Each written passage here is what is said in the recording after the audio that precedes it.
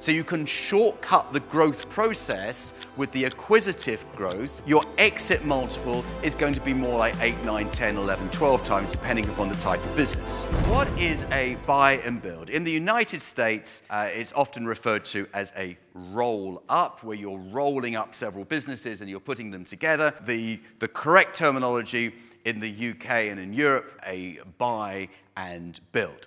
And the buy and build is a favorite of private equity because it is a fantastic way of creating value. So if you look at two ways to grow a business, you can take the business, number one, and you can improve its marketing, improve its sales teams, improve its reach, improve its systems, improve its products, put all these things together, and you get more customers, and the business starts to grow. Fantastic. That's called organic growth. We know that it's hard, head-aching work that doesn't always prove successful. And then there's the acquisition growth, the buy and build approach, where instead of getting more customers by doing more advertising, you go and buy the customers. So this company over here has got 300 customers. We do that acquisition. Now we've got 300 customers that by organic growth might have taken us another 5 years. So you can shortcut the growth process with the acquisitive growth. And then, of course, why just stop there? Let's go and buy another 500 customers there, another 1,000 there. Let's just get bigger and bigger and bigger. So number one is understanding that you're getting the financials of your deal right. So the principle of the buy and build is that you buy for one price.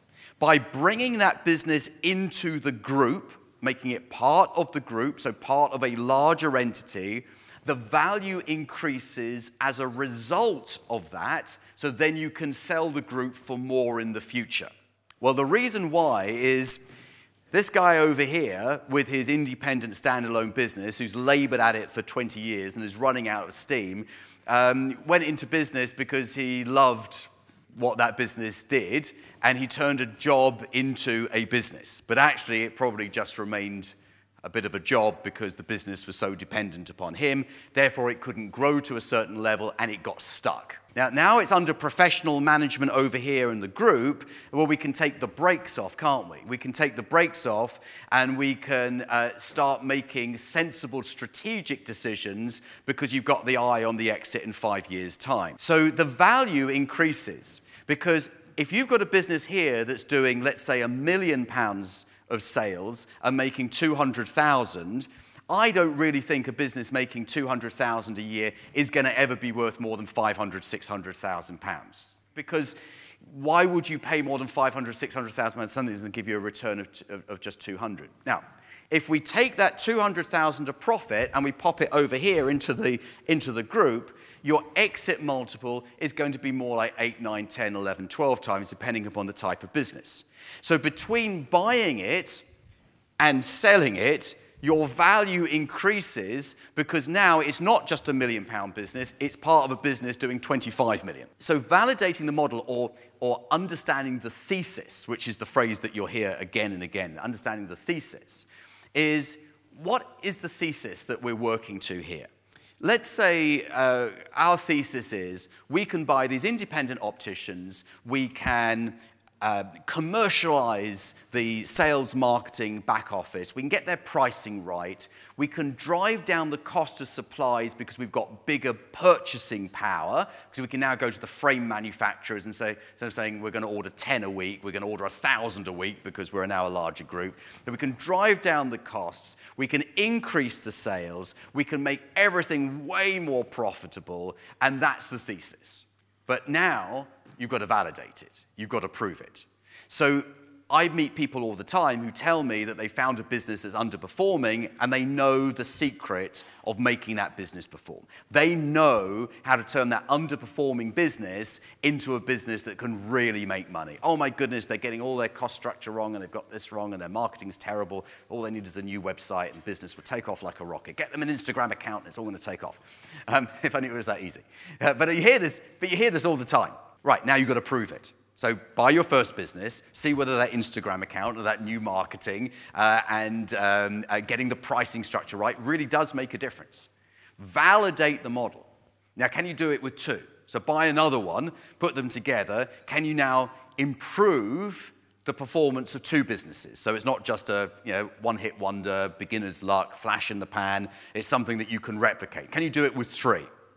Next, you've got to understand that the people in the business are the biggest asset. Everyone says that, right? The people in the business, they're the biggest asset in the business. Well, ask anyone who's run a business for a number of years, and they will tell you that the people in the business are also the biggest liability in the business. It can go both ways. The staff can work with you and build the business up, and everyone's happy. The microwave breaks in the staff kitchen, you don't fix it, everyone's unhappy, everyone starts working against you.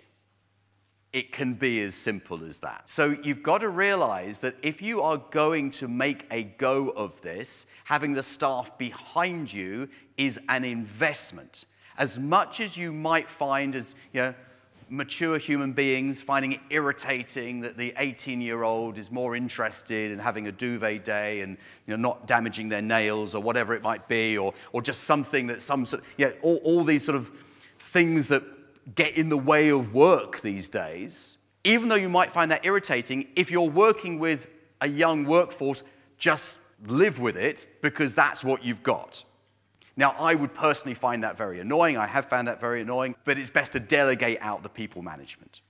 If you are not a people person, get yourself a head of people as quickly as possible because it will drive you crazy. So someone who's run a very successful buy and build, David, who some of you may have met at other events of ours, and he bought 17 businesses and sold them in an 8-figure cash deal about a year ago. And this is all domiciliary care. And he had 750, I was moaning about 375 staff. He was saying, Jonathan, got 750 staff. 750. I said, oh my goodness, I feel for you. And he said, no, never speak to them, never meet them, nothing to do with me. So if you are not a people person, and you don't have to be, by the way, you need to be a sufficiently affable personality to be able to get the deal done, but there's a difference between that and having 100 staff sort of knocking on your door every day. You want to absolutely distance yourself from that. However, if you don't recognize the value of training, you are missing something big time. So sometimes people say, well, what if I train all these staff and they leave and go and work for a competitor with all my training, all the training that I've given, they go and work for someone else? But what's worse is, what if you don't train the staff and they stay? Think about it. You don't train them and they stay. That's a far worse situation to be in. So investing in the staff is a must-have. So you've got to focus on the management of the day-to-day operations. Now, quite often, when you buy this independent business, the manager is the owner. Now, we know the risks in that, because if you take the owner out of the business, what happens is it all collapses. But if you realize that the day-to-day management has to work without your involvement, you will never be effectively buying yourself a job.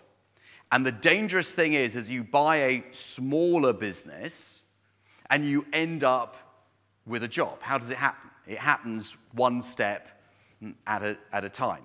You're watching this video because you've got some level of interest in buying a business. That's great. Let's get you started. I've got something brand new. It's free of charge. It's called the Business Buying Toolkit, and there's a link to get it in the video description below. It's very important that you buy quality businesses. There are millions of businesses in the UK, and at some point, every single owner of a business wakes up and thinks, you know what, I don't want to do this anymore.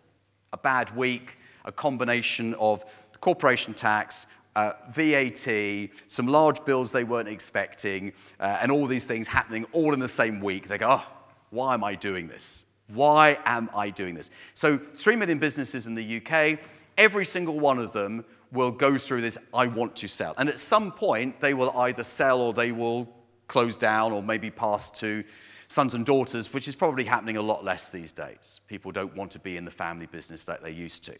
So it's really important to understand that there's a lot of businesses. There's no shortage of them, but that doesn't mean that you should buy them. You should be selective, and you should only buy quality businesses. Now, to give you a little example, I bought quality businesses and I bought businesses that weren't quality. Where does all your time and focus move to? The poor performers.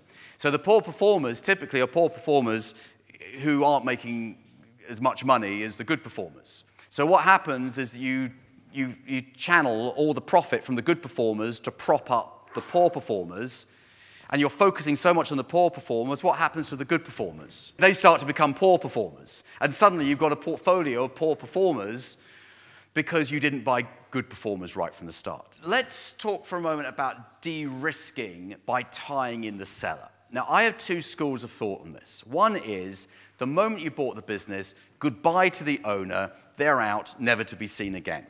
And I've been somewhat harsh in my opinion of this, but it is the right strategy in many cases. So you can remove the owner immediately, or you can tie the owner in somehow.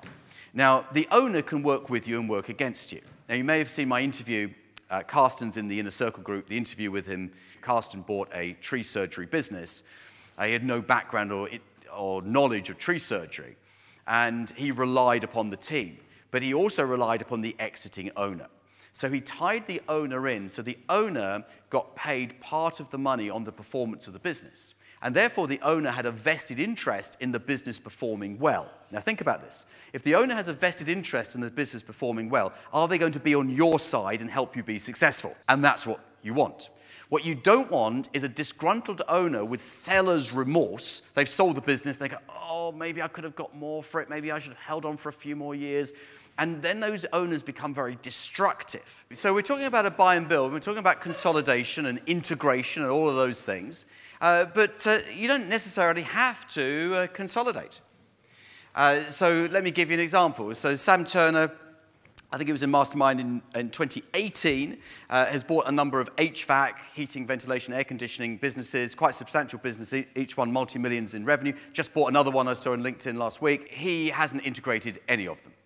Some are B2B, some are B2C. Interesting, the best performers are the B2B ones. But he hasn't done any integration whatsoever. They're in different parts of the country. He just leaves them alone. The only integration is the bit that they don't really see, which is understanding the financials in a consolidated sense. Even though we're talking about consolidation, the hardest work sometimes is that consolidation. You might take a strategic view as to say, we're not going to consolidate. I'm interrupting this video to tell you about my most amazing lawyer. His name is John Andrews. You need an outstanding lawyer to get your deal done, so why don't you use mine? His details are on the screen. When you've reached heads of terms, send him a message and he'll be able to help you get the deal done. No one likes change. This is the thing. If you're in a business or in a role, in a more senior role perhaps, where change is all part of the course of business, then you're more comfortable with it.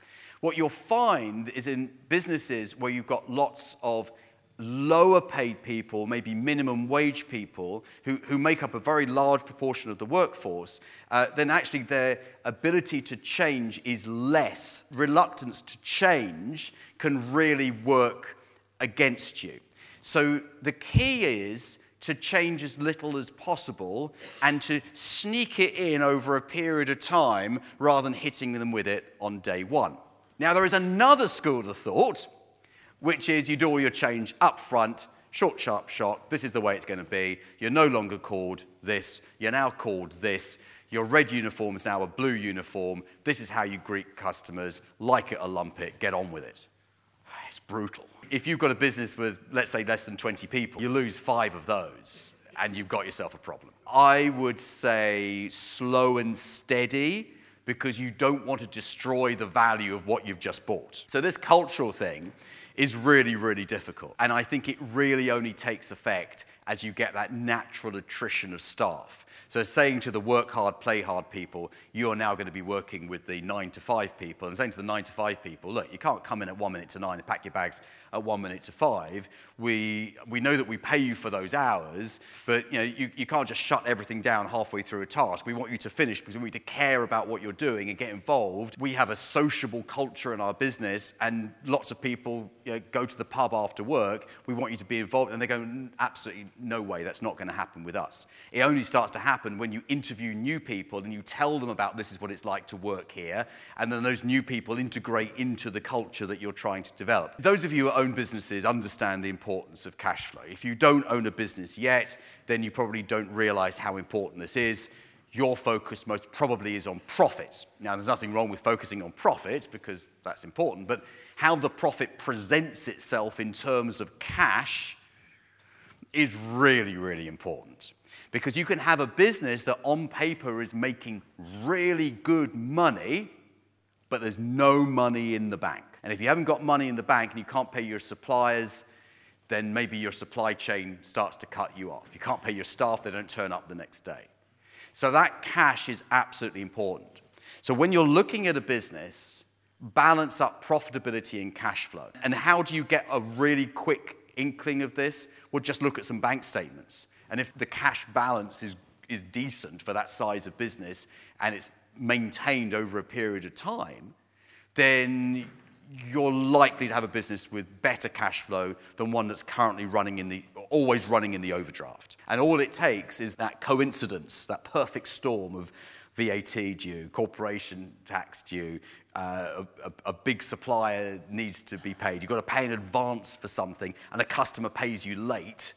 Then, oh my goodness, that's crisis point. So buying businesses with positive cash flow is just as important as focusing on the profitability. The finance function of your business is really, really important. I've suffered from this over the years. I haven't done this particularly well. It's because I come from a background of no money.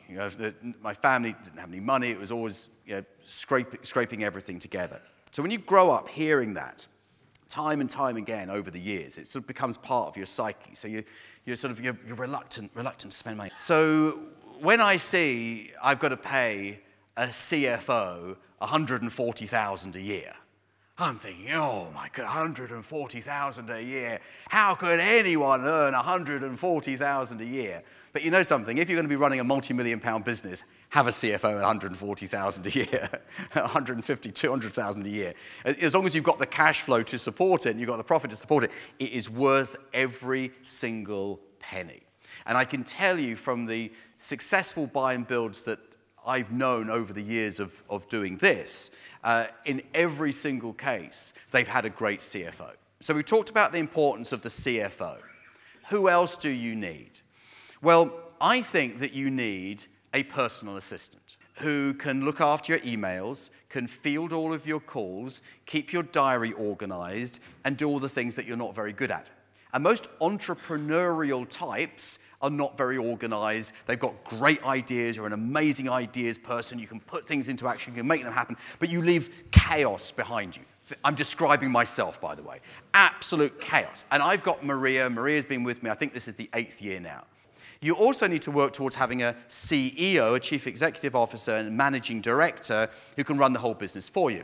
So let's take David Watt with his domiciliary care business. He hired someone as the CEO fairly early on, in his words, really when he couldn't afford it. And it took about a year, which must have been quite frustrating for this guy to get his feet under the table and get to understand everything that was going on. Now, you might consider that building a property portfolio is a bit of a strange thing to put in the context of what we're talking about with the buy and build. But you will discover that many businesses own their premises, and the retiring owners want to dispense of everything because, strangely, some owners do this, I just want to wash my hands of the whole thing, I just want to walk away, don't want anything, I just want to retire, don't want anything. So I would ask you to consider this. Why don't you build a property portfolio, commercial property portfolio, alongside your business portfolio?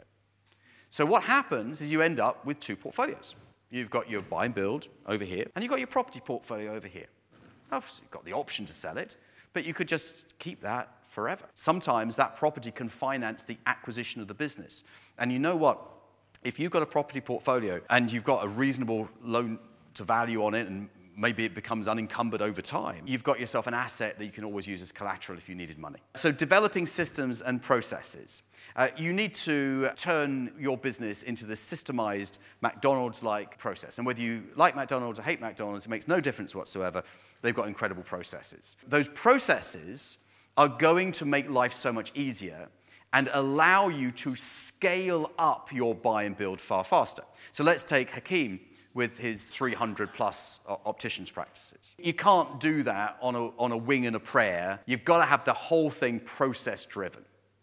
And when it's process-driven, it becomes scalable because you just bring in more people to operate the process. It's developing brand value. Now, a question I get asked a lot is, when you buy multiple businesses, do you rip down the signage, put a new name up, new logo, new website, all of these things? Well, the answer is maybe, because it depends upon several factors. The first factor is there value in the existing brand?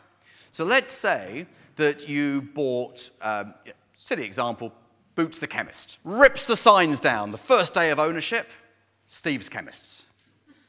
Doesn't make sense, right?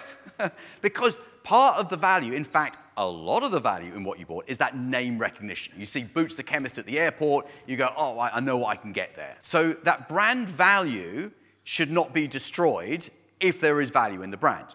Now, the converse is also true. You can buy a business that has a poor reputation. And that poor reputation needs to be, it's a good business, but with a poor, it's making money despite the fact it's got a poor reputation. So we need to extinguish the poor reputation, rip down, under new management. Whoa, let's get back all those customers that we lost, under new management. Is there a value of taking all these businesses that you buy and renaming them? Yes, there might be, but it depends upon the circumstances. If you want a halfway house, and you are XYZ Group, then it could be ABC, part of XYZ Group. So you're tying it together, but you're not ripping down the signage. When do you prepare for exit? You prepare for exit as soon as you buy. So you start making sure that you've got a drop box. It can be as simple as a drop box with the lease and all the amendments to the lease, and you've got all the employment contracts in one place. Because you never know when a potential buyer is going to come round. I think you should always de-risk. Everyone wants to wait for a better deal. Sometimes the very best deal is the deal being offered right now. And waiting for the better deal because next year is going to be an amazing year, it's going to take off, business is going to be incredible, might never happen. And you know something? I think that one of the most influential parts of a buy and build is you. The success is going to be determined by you, your focus, and your clarity. Let me give you a couple of pointers. Don't get dragged into day-to-day. Secondly, look after yourself. Look after your physical health. Look after your mental health.